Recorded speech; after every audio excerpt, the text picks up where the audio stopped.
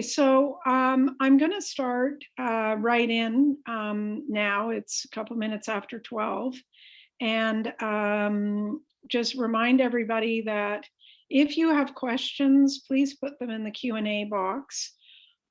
We are anticipating quite a few more people, although perhaps many of them won't come. This is a different event from the one we did in February, which was a very large event with a moderator and a panel discussion. And there was a lot of exchanges going on the chat. As much as we want to encourage people to talk about these issues, we'd really encourage you, since we have only an hour and we want to have some time for questions, that we limit ourselves today to our conversation topic today with Mark. So my name is Martha Rands. Many of you may know me. I'm the legal director here at the Pacific Legal Education and Outreach Society. I am a lawyer in private practice, not much private practice right now. I'm mostly a PLEO, helping to set up the first legal clinic that will offer services to nonprofit organizations, including legal advice in the country this fall. I will start every event with an acknowledgement that the work that we do is on the lands of the Coast Salish peoples, including the Squamish, the Musqueam, and the Tsleil-Waututh. We thank them for their forbearance of our presence on their land. And I would add, we look forward to a day when we have nation-to-nation, meaningful nation-to-nation engagement in this country and in this province and on this land. I want to also thank today the folks at the Push Festival.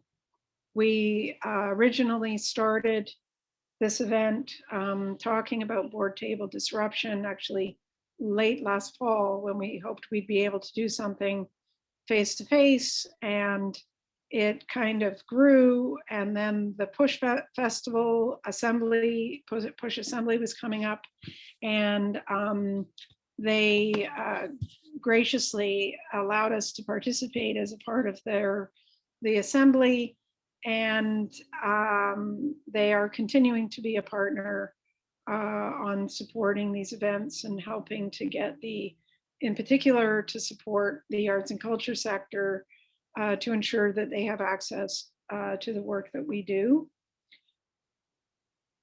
I'm going to start by telling you a little story. It is entirely fictionalized, and it is actually a real story. All of the names have been changed to protect the innocent. So imagine last week, you are the executive director of a somewhat new environmental organization in the province, and you are made up of a whole lot of people who enjoy the possibility of holding die-ins to demonstrate the crisis, the climate crisis that we all know we're engaged in. Anyone in the environmental movement, and I think most of us in this discussion today, know that there are certain organizations who might take issue with our doing this. By the way, we are funded by the federal government, the provincial government, the city government, and we are also funded by various foundations and interested parties all over the world. And so I'm the executive director, and I get an email from, let's just say, the Fraser Institute.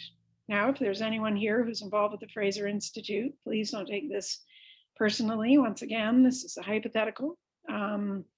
It could be any think tank for all we know. It could be the Center for Policy Alternatives. In any event, the Fraser Institute representative in BC, in Vancouver, writes in an email saying, hey, we see you've been doing this. You disrupted traffic for 17 hours in downtown Vancouver. And under Freedom of Information, I am requesting all contracts from all the funders that you are presently working with, as well as all related financial information. And you are looking at this email going, what? You're asking for what? Who are you again? And you're like, well, gee, maybe I have to do this. Maybe, do I have to provide this information? Is this something that they're entitled to have? I don't know. I got to find out. I better do something. Remember that we're in the middle of a very busy time for the organization. It's been sunny days and it's going to be great weather. So it's good time to do die-ins or whatever you're doing, right? And so then people like me might ask, well, how do you become a member of this environmental organization? Why?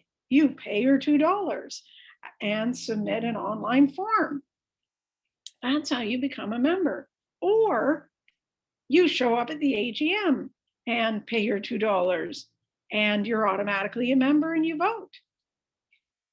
However it happens, in that sense of however it happens, you can imagine that it turns out that this organization, because they want all the people participating in the demonstrations to be members of the society, that suddenly you have sustainability teams are part of it.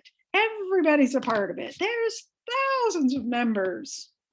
And now we have the problem, which brings us to today, which is, who are your members and how do they become your members? And why do we need to be having this conversation today, especially given the scenario I've just described? So to talk about this, I'm really pleased that Mark Friesen, the executive director at the Columbia College, who is formerly consulting manager at our friends at Vantage Point, who you will be hearing from later, is here with us today because he and I have been talking a lot about this ever since we did the first event in February. So Mark, who are our members and why should we care? Well, appreciate that, Martha. And the story you just told, I think, makes a bunch of reasons why it's fairly obvious why we should care. But yeah, the conversations you and I have had and my experience at Vantage Point and in the sector over years is that situation you just described comes up not often, I want to say, but frequently enough that there's enough nonprofits not giving due consideration to this question of who their members are. And what you said at the outset, going back to the initial Lunch and Learn or panel event where this was one of the questions came up, I really loved, and since that event have been thinking about a question posed by one of the other panelists, Yvette, and she simply said, when it comes to governance, what communities are nonprofits accountable to? Or for you and your nonprofit, what communities are they accountable to? So kind of continuing that thread. And the key, why I'm excited to be having this conversation, there's so many people here. You see this question about who are our members, why are they our members, and what criteria, restrictions, duties, rights, and obligations do we have with respect to our members? Many groups just not answering those questions. And by not doing that, exposing themselves to that situation you just described, exposing themselves to risk, significant risk, for a number of reasons, which I'm sure we're going to get into, but also raising the possibility of, which is the unfortunate side of the equation that I have seen, unfortunately, of having disputes and disagreements within the organization get to a level where they in fact threaten the entire organization. And that sounds dramatic, but unfortunately, I have been exposed to situations where like that, yep, member disputes or lack of clarity around governance or member involvement has led to disputes going so far that the entire organization's long-term existence is really under threat, which is really disheartening when I think there are answers. So really encouraged to get into it with you today around what things to nonprofits to consider when it comes to who their members are, why they might want to make certain individuals or organizations members, the categories, and then the duties and the obligations. So yeah, I've got some further stories that make the point. What additional context would you add for why we're having this conversation today? Well, I think it starts with some misconceptions about having to have members, as I described, pay their $2 and or participate through an online process or coming to the AGM, is the idea that in order to be a democratic organization, we need to have a lot of people join as our members. And one of the other scenarios that we've talked a lot about is how community centers have had to shift their member practices, their membership structures, in order to address changing times, really. Just because you go to a yoga class at the community center, does that mean that you should join the society? And if you do, what are the consequences of that? And as you point out, the consequence is, and in the example that I gave off the top, the consequence is that members have access to rights to access records under the Societies Act. And if in the scenario that I started with, you simply have this open door policy and anybody who can join, then people with whom you don't share the vision of the organization, people who do not subscribe to the mandate of the organization, could in fact become members. And even if they have an entitlement to records, the time it would take to answer a demand like that is not insignificant.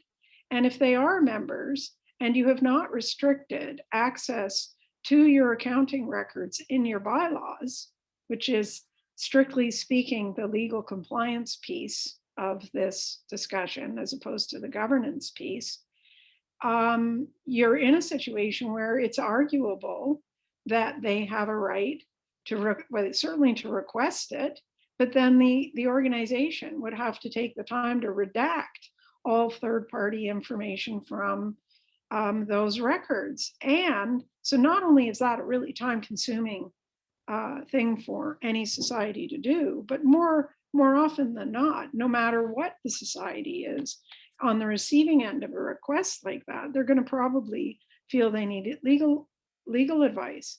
And not all organizations, particularly some of the grassroots activist organizations, have revenues that are sufficient to support a budget that sets aside funds for that legal advice.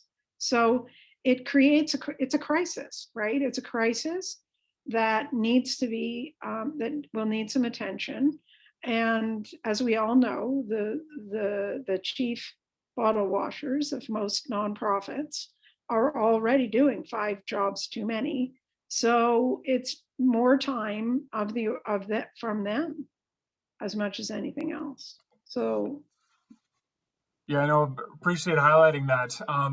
And I do, having worked in this space for some time, have some reflections for everyone here to consider when it comes to, I think, the membership of your own organization.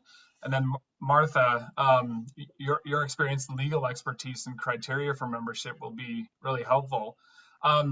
Three scenarios that came to mind when we were preparing for this session. One of which was a nonprofit society where my initial involvement was as a member. And there were several members. I'm not going to get into what the organization was or who they were, or what services they did, but several members did have significant concerns around some recent decisions of the board. And this was an organization where membership was extended to anybody who was a client, so who received services of the organization. So they did have a big membership.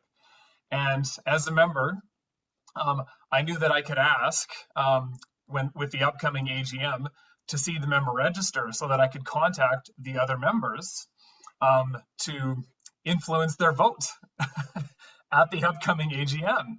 And influencing the vote of other members is a defined right in the Societies Act of members of a nonprofit society. Well, the board had never had a request like this, and we're rightfully very concerned because they had never told any of the people signing up for their services that, hey, if a member asks for us to share contact information, we have to give it to them. Like, we have to give, people like me who was asking for it the access to the member register. They never told anybody that, which is unfortunately, it's very similar to a lot of groups. They're not communicating that they've got to disclose that contact information. We can get into that. Anyhow, so I backed off the request. I said, like I know this is going to make you very uncomfortable, and you haven't warned anybody about this. But and not only that, but it was revealed afterwards. They didn't really have an up-to-date register of the members that was up-to-date or up-to-date contact information. So it was unlikely they'd have been able to fulfill that request. And as you say, Martha, would have required probably a lot of work.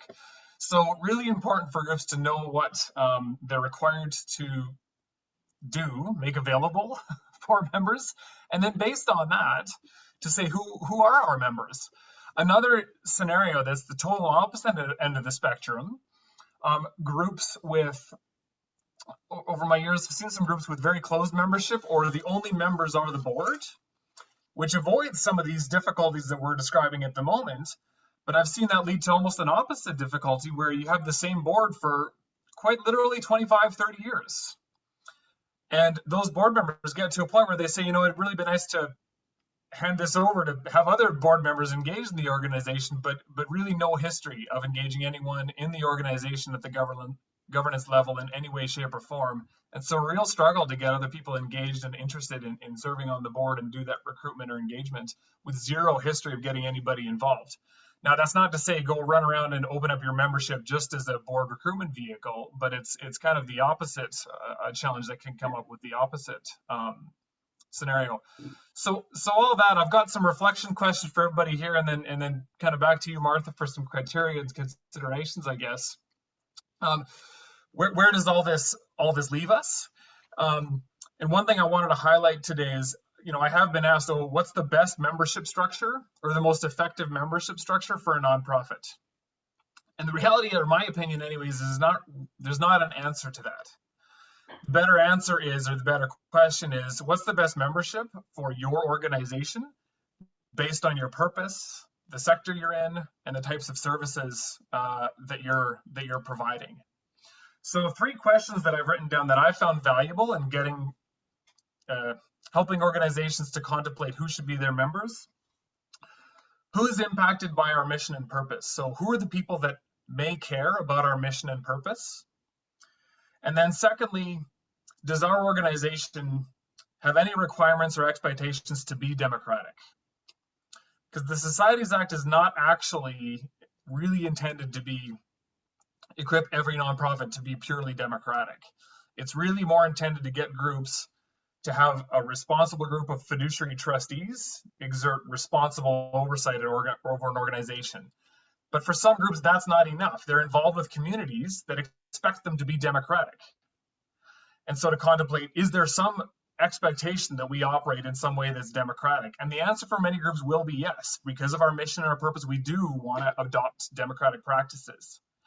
And then to say to that, in answer to that, this third question, and I think this to me really puts the point on the head, based on the answer to those first 2 questions, who should our board be accountable to? And the reason I'm framing it that way is because the membership can hold the board to account. So, and it can exert certain controls over the organization by definition and established in law under the Societies Act. So another recent example, there was a group that was looking to update their bylaws, make some very long-standing required changes to the bylaws that hadn't been touched for 20 years, at least. Basic updates to their bylaws, but they had a large membership. They went through a very consultative process to communicate to their members the changes they were doing in the AGM where they were going to approve these changes to the bylaws. But then something completely unrelated happened, and people showed up at the AGM, and the changed bylaws got voted down. But everybody who voted against it said, oh no, we didn't actually disagree with the bylaws. We're just voting out of protest over this other issue, this other completely unrelated issue that came up. So really it was an important reminder that members exert pretty important control over the actions of a board. And really, if I go back to Yvette's question, what communities are we accountable to? Well, the default answer to that question is going to be whoever your members are. So really important for organizations to stay back and say, who do we want to be accountable to? And to make that as a conscious choice and not by accident. And unfortunately, I see many situations where the people who the organization and the board are legally accountable to is by accident, default, or history, and is not a conscious choice. So all of you here today is to say, at the very least, what's your mission? What services are you in? Are you intended to be democratic in some way? Based on that, who should the board be accountable to? That's who your membership is, and may not be everyone on the laundry list of people and individuals who might be impacted on your group. It's not everyone and all your stakeholders. It's just the people you need to be accountable to based on your mission and to what extent you're expected to be democratic, if that makes sense. Yeah, that's actually a really helpful way of framing it, Mark. And I also want to point out to people that we here at Pleo, we're primarily concerned with the legal consequences of the governance choices that societies make. We are not here as governance experts. And I think and these are governance questions. There's legal results of these questions, but these are also questions that you need to talk about as a governance matter, because it goes to the very heart of a lot of societies. One of the things that has happened is there was a perception for a long time that gaming grants required there to be a lot of people at an AGM, and therefore we needed to just sign up everybody who came through the doors. That is not in fact true. And over successive last couple of years, we've had several conversations in which the gaming branch has confirmed that's not the case. They don't accept closed memberships, i.e. only blonde-haired, blue-eyed, blue-shirted wearing people can join with Lion King toys.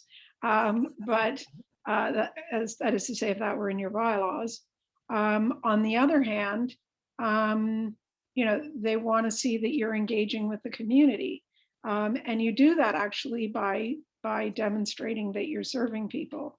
And, in the community center, I did a workshop for a bunch of community centers, and I was accused of being undemocratic when I suggested that not everybody who takes yoga at the community center necessarily wants to be involved or needs to be involved. And there was a lot of fear around that in the room at the time. I do know that a number of community centers, after the new joint operating agreement with the City of Vancouver was signed, that they changed their membership structures and found that even though they went from a membership of however many thousands, they ended up with 50 to 60 very committed people in one case who really put the thought into what is the purpose of a member of the ipso facto community center. And they've been able since then, it's now 4 years, and it's gone very, very well. One of the other defaults that people often end up with is, and this has come out of, I guess, sort of out of the fundraising sector, this idea that membership in the organization is a benefit. And if you give us more than $50, you can become a member, you're special. Well, I think that the vast majority of the 110 people that are on this call right now have had a great deal of difficulty getting quorum at an annual general meeting. And quite frankly, I'm a member of a few societies because I avail myself of various services. I couldn't care less about their overall governance as long as the movie is available to me at the Vancouver International Film Festival or the Vancouver Latin American Film Festival. I could not care less about who is the chair of the board. That is not going to be the case, though, if you are providing different kinds of services to particular constituencies that may have expectations. I would caution you, though, about having a membership where the people who receive services of the organization are members. And here's where something I want to talk a bit about when you talked earlier, Mark, just about the membership register. The reality is that a number of social service agencies have had these very wide membership policies for a long time. And what that means is that some of the people that they serve are vulnerable. They are people who should not have their contact information shared with another person ever without their express written consent.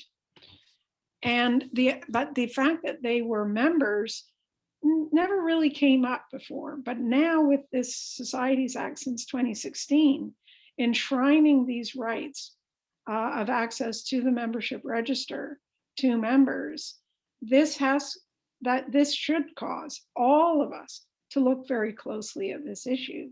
Because for most people who are, again, service receivers, there's no reason for them to be automatically members. There may be a reason to have a couple of people involved, and maybe even board representation. And it can get quite unwieldy if they were to organize into a particular constituency of members who decide, for example, that, and this was a long time ago well-known case of motorcyclists trying to take over a cycling organization, arguing that the cycling organization was getting public money and they should have access to that. And so there was a lot of conversation about, well, what are the criteria for being members? And there is a perception that membership is a right, and it's not, it's a privilege. And it's important for everybody to be thinking about this. You can, as an organization, take steps to limit both access to the membership register by, in the case of if you have vulnerable members on that list, I think there's a legitimate argument that it would be harmful to the society. But there's been no judicial consideration of what harmful to the society means. I am ready, willing, and able to make those arguments. I believe that it's only a matter of time before the Civil Resolution Tribunal actually has to address that issue.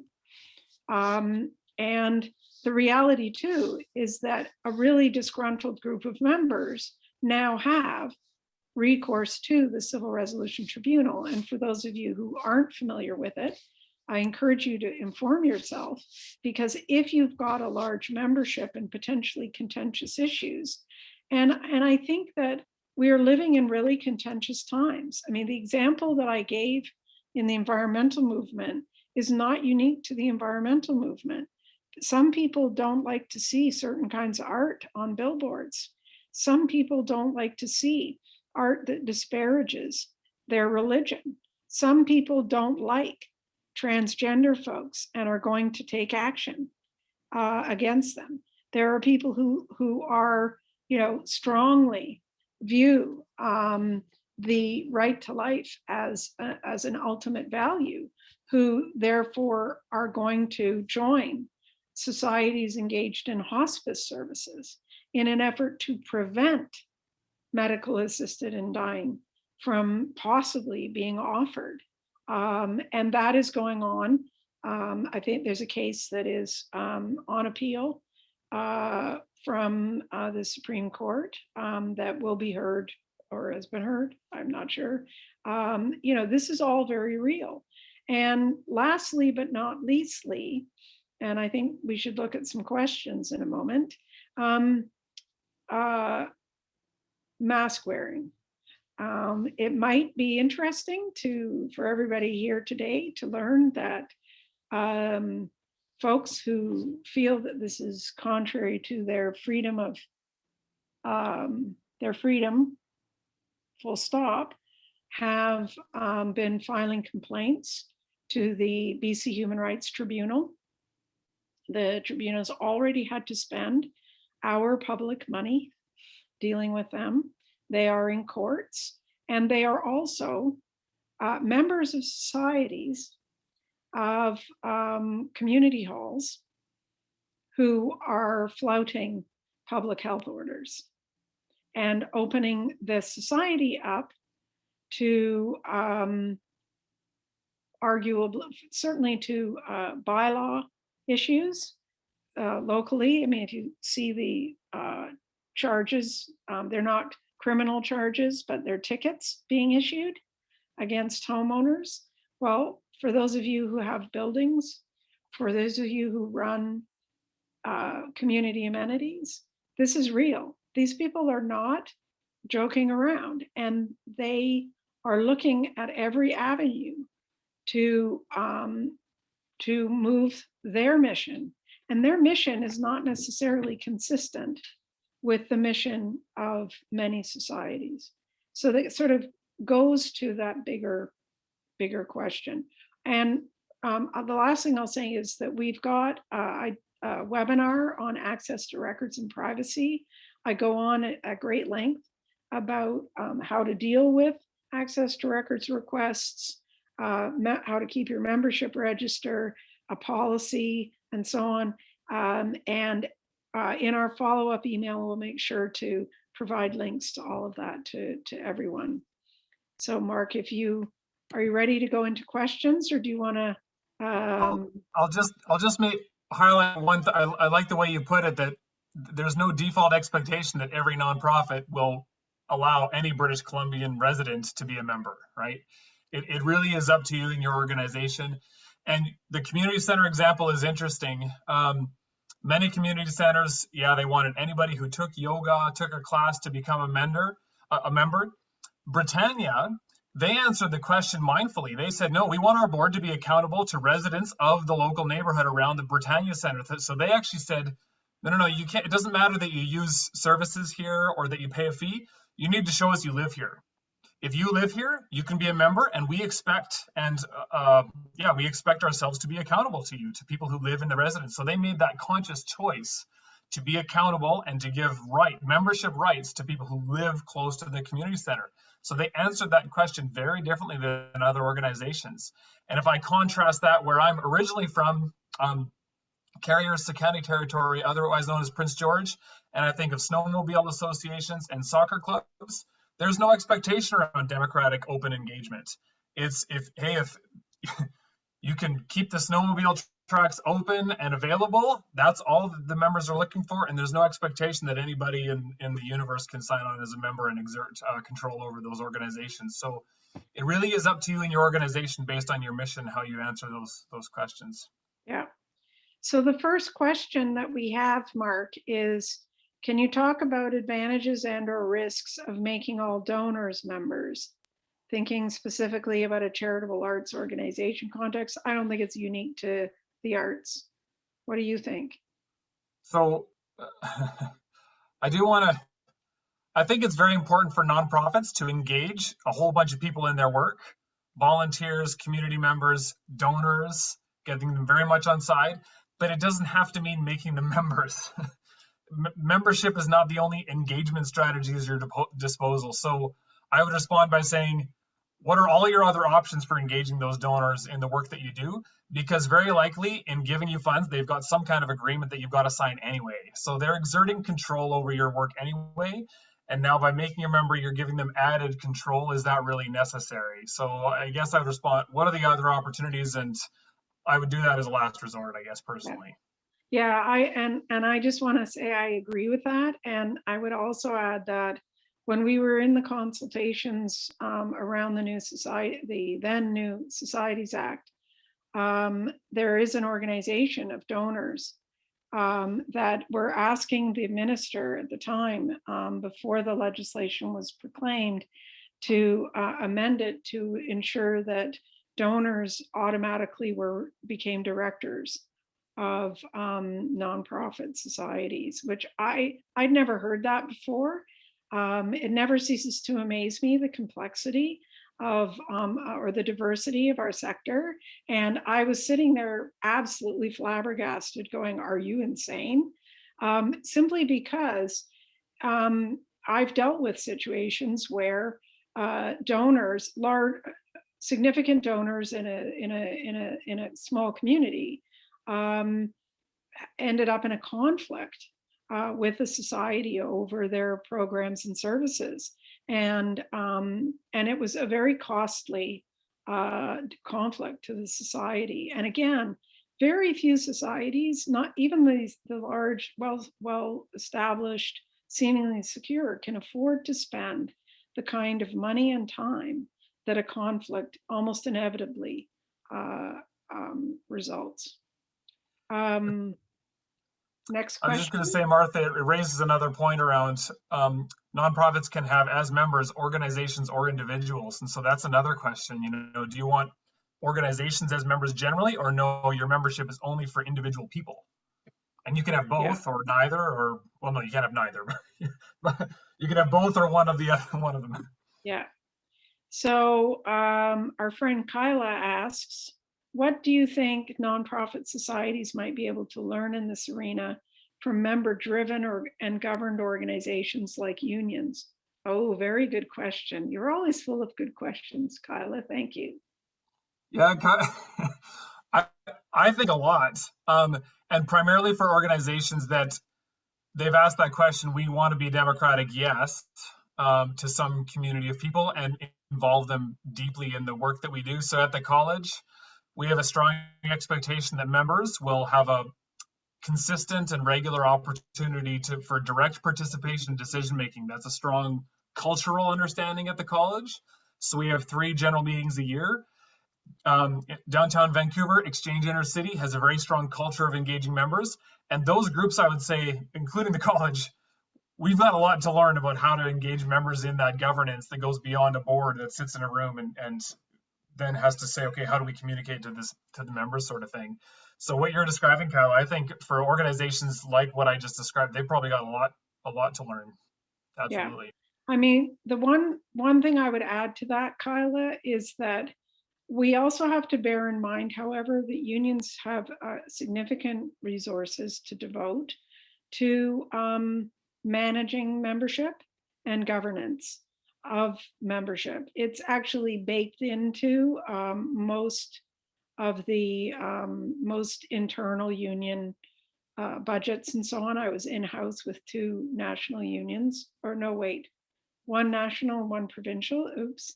And it's really, they have significant resources to bring to bear, unlike many societies, which is also why, we do what we do here today and in other work.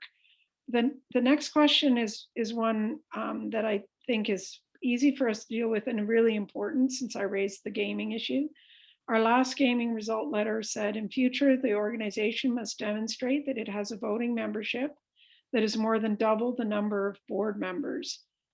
Do you have more resources about this? So this is what gaming requires of you, is that you have, if you have a board of 7, that you have 14 members.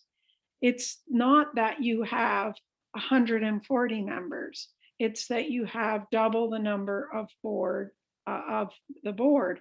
What they don't want is a closed group of people only ever involved in the society. And again, that's why they look at, the number of people who avail themselves of the services that you provide. They look at a number of different metrics, but they are not looking at the number of voting members, except insofar as they relate to the number of directors. And So, Martha, can I relate that back to in the registry, some people provided questions. And one of the questions there was around ownership. And so to say, okay, given that nonprofits are not owned, there's no private ownership over assets of the nonprofit, how can a board be really held accountable for potentially bad decisions? And you can kind of see in your answer just now how BC Gaming has answered that. They've said a board is supposed to be accountable to some membership, that should be double the board, so that at the least they've got some indication that at least once a year that board has to sit in front of double member and be held accountable and answer for their decisions. And if people don't like what they see, taking advantage of the just different controls that are available to them in the Societies Act. So you see BC Gaming answering that, saying that accountability and the absence of ownership, the answer to that is supposed to be to a membership. So really important for the groups to define that. yeah. Next question, given the kind of legal issues you're talking about with the member registry, what obligation does BC Societies have to inform boards of directors of this risk? How can regular board members know the risk they are taking on in this area? Well, you've got lots to say about that, Martha, I feel.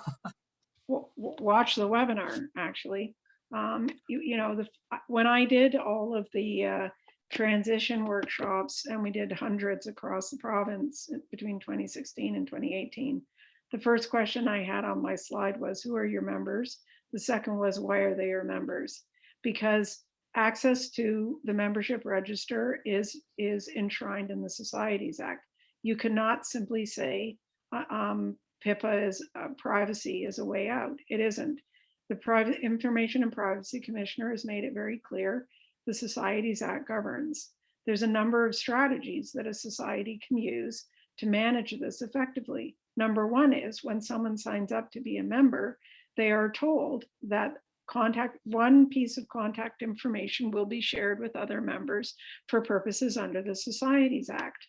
Do you want to give us a special email for this purpose? So in other words, I have two emails, legal director at pacificlegaloutreach.com, and I have my personal email. Well, I don't want my personal email getting this stuff. I don't want my work email to get it either. Well, what's the option there? I'll create a Yahoo email. Oh wait, Yahoo's gone. Hotmail or somebody, like you can give an email address and never look at it. Lots of people don't read emails. So you make it possible for people to give contact information that they're comfortable with. The other reality is that you have to tell them that this is a legal obligation on the society. This should be in your privacy policy. It should be on your membership application. It should be on that Google form. If it isn't, change it and govern yourselves accordingly. And then maybe I don't want to be a member of your organization, right? Like, allow me to say, no, I don't want to be a member of your organization. It's not the end of the world. And that goes, actually, I hope this answers your question, Jan, because I think I may have confused things by raising the question of vulnerability.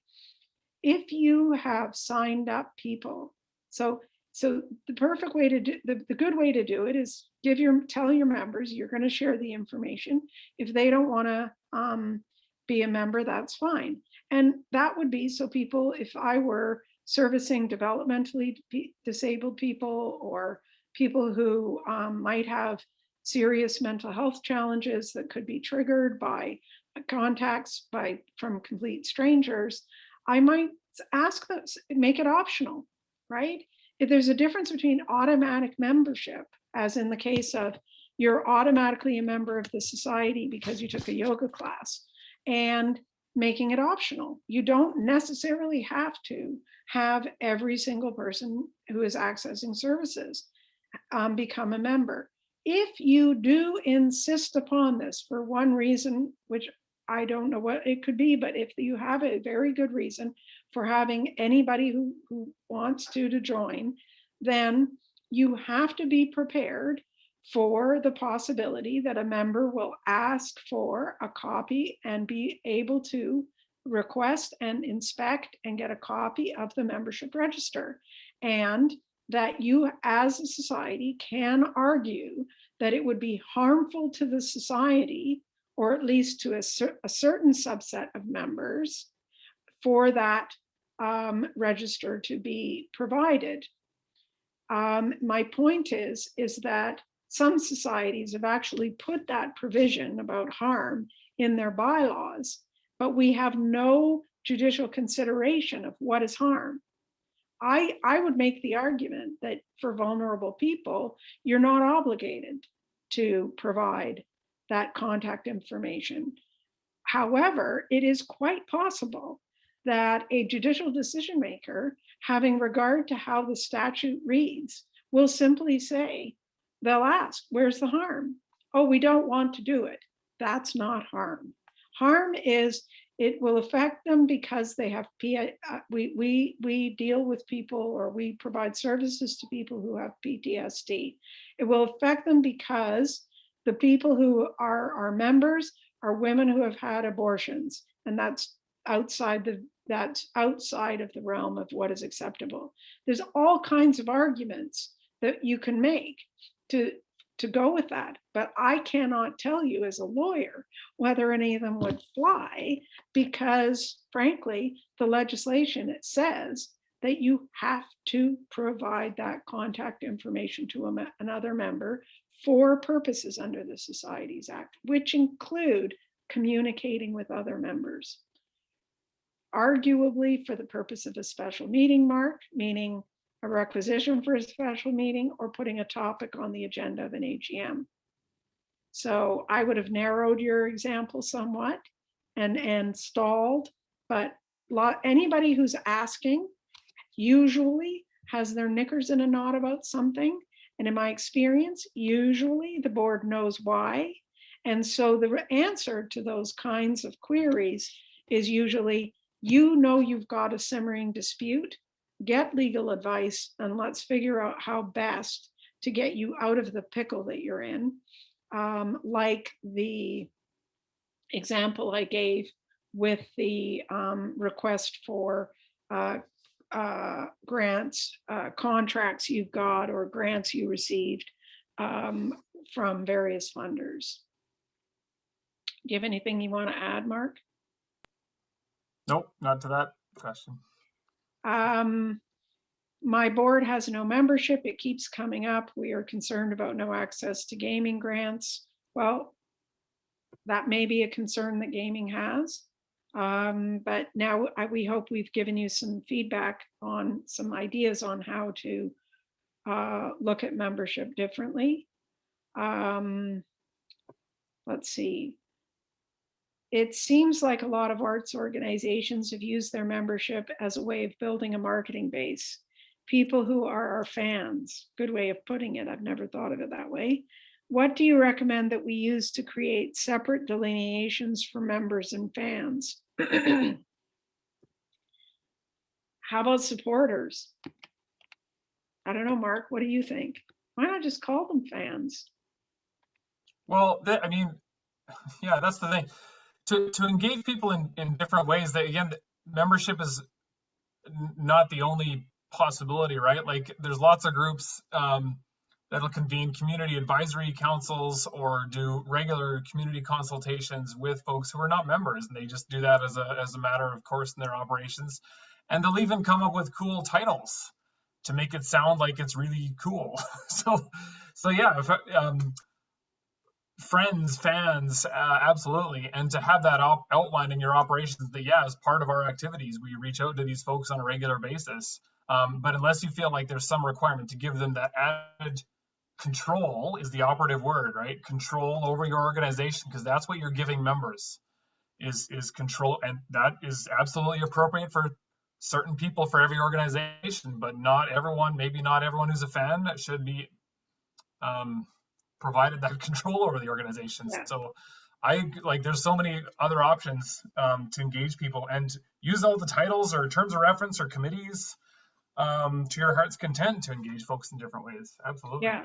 I think, one of the things that, as somebody who goes to a lot of arts events, how about a punch pass? I come to 5 events, I get a discount, not I join the society and get a discount. I don't want to go to an AGM. I'm not going to go to your AGM. I'll tell you that right now. Don't ask me, and don't ask me to join your board because I won't do that either. But the reality is that you do need your core people, the people to whom you're accountable, your community.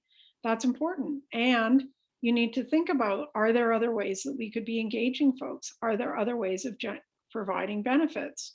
The silver, platinum, gold sponsor, sure, give them discounts to shows, give them discounts from a lot people that are in the same milieu, other theaters, there's ways of acknowledging people who go to a lot of things or buy a lot of tickets to your shows that don't include having memberships.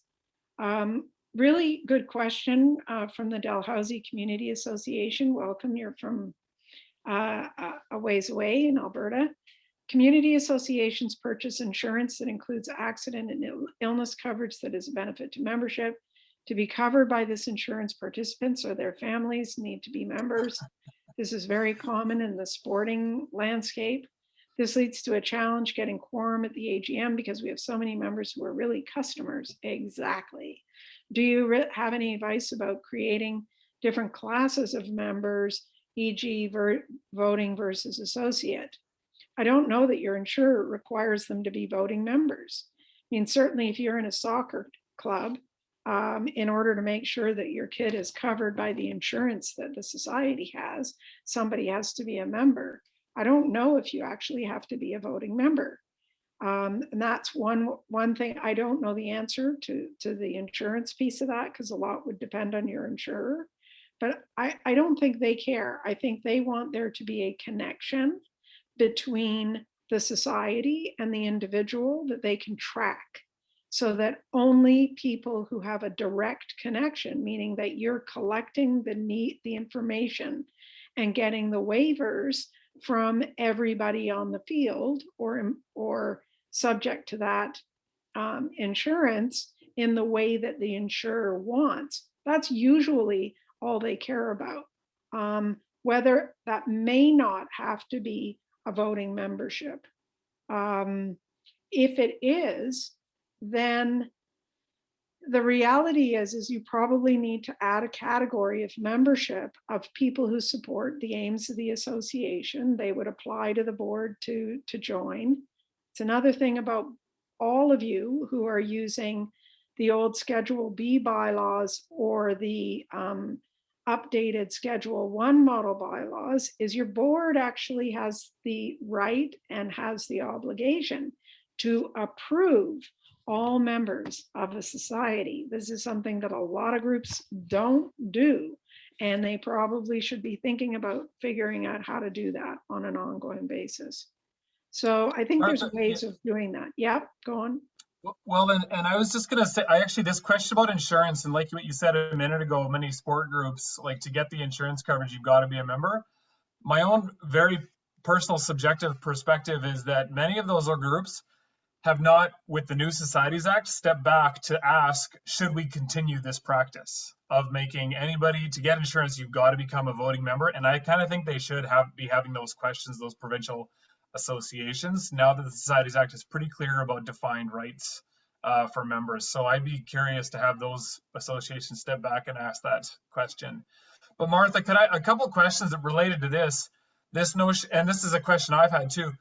What about tiers of membership or different rights for different membership categories? Like, have you seen that exercised? Yeah, and I mean, the reality is if you're going to go into tiered rights, then you've got to set that out in your bylaws. And my strong recommendation is that you should be getting, by all means, start with what your organization needs and writing it out yourselves in plain English, and then take it to somebody to discuss it with, who is a lawyer, who can give you the advice. For those of you who put specific examples in your questions, for example, I'm not answering those because that's legal advice.